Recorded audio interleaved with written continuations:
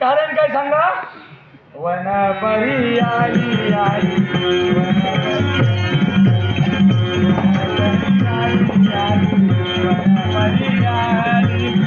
वनपरी आली आली वनपरी आली. ओ थांबा. थांबू? मला सांगा, काय ते?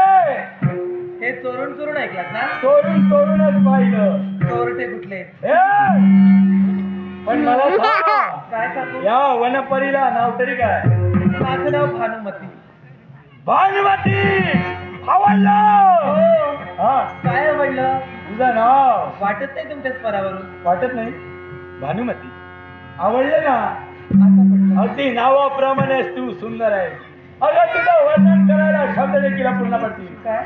हो, धनुष्याकृती भोवरा, पाणीदार नेत्र, चाफेकळी नाक, गुलाबाच्या पाकळी प्रमाणे तुझे हो. काय म्हणाला? सिंहकटी कंबळ. इथे या, पुढे या, पुढे या. काय झालं? सिंहकटी कंबळ. हो, बायकांच्या कमरेवर डोळा तुमचा. अगं दिसते. काय दिसते? माझ्या कमरेला जर तुमची दृष्ट लागली आणि माझ्या कमरेला जर लचक भरली ना, यावरही माझ्याजवळ मार्ग आहे. कोणता मार्ग? मार्ग अनेक आहेत, पण एकच सांगतो. या माझ्या हस्ताचा स्पर्श जर का झाला असेल. खबरदार! हे अक्षराज, माणसानं नेहमी बोलताना विचार करून बोलावं. बोलून विचारात करू नये. नियतीचा जर नाश झाला ना, तर तुमच्या सारख्याचा सर्वनाश व्हायला वेळ लागणार नाही. सर्वनाश झाला तरी चालेल. मला ना निधार केलं. तुला मिळविल्याशिवाय मी इथून माघारी जाणार नाही. माझ्या प्राप्तीसाठी ही जर तुम्ही पावलं पुढे सरसावली असतील, तर ही तुमची पावलं जागच्या जागी स्थिर करण्यासाठी करपाशी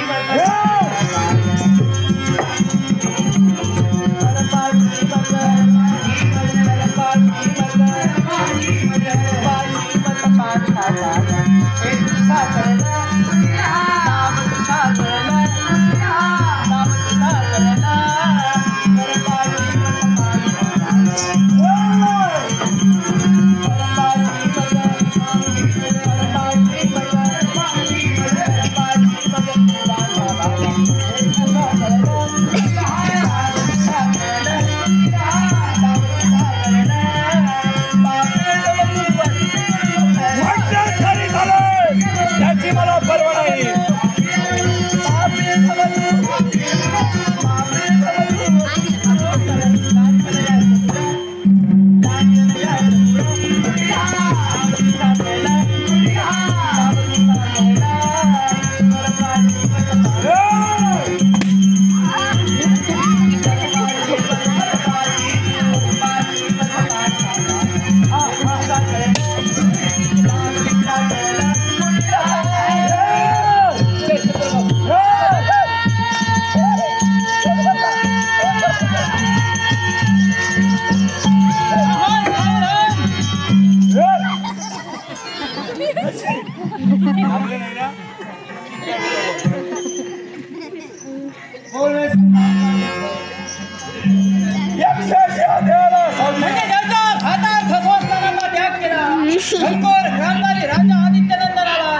यक्ष माझ्या नेत्रासमोर जर का उभा ठाकला असेल तर त्याचा शेवट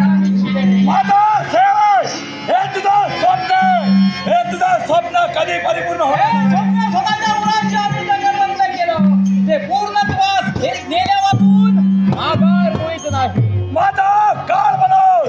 जर का माझ्या नेत्राचा बरोबर टाकला असेल तर त्या काळाचा शब्द मांडण्याची या यक्षाच्या आम्ही सुद्धा निर्धार